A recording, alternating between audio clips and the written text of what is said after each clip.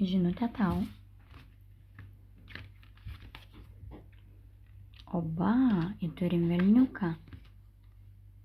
Taip. Kam ši žinutė?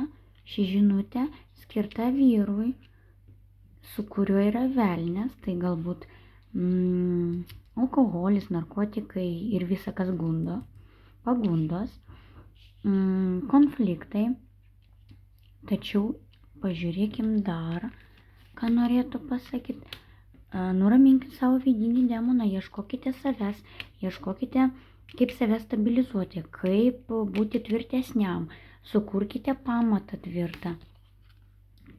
Todėl, kad čia yra labai didelis sunkumas, galbūt per daug atsakomybės nešate, galbūt ta ir yra atsakomybė šitas velnias. Pagalvokite, galbūt reikia kažko atsisakyti, didelės baimės ar nerimas dėl tai, ką turite, o turite jų šeimą. Dėl šeimos labai nerimaujate, na, ar verta nerimauti?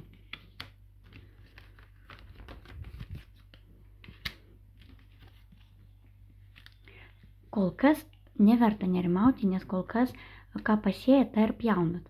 Kol kas gali būti ramybė ir nauji planai, nauji iššūkiai, naujovės. Tai yra labai gerai, kol kas viskas turėtų būti sėkminga, tad nėra dėl ko nerimauti. Na ką, džiugu, sėkmės.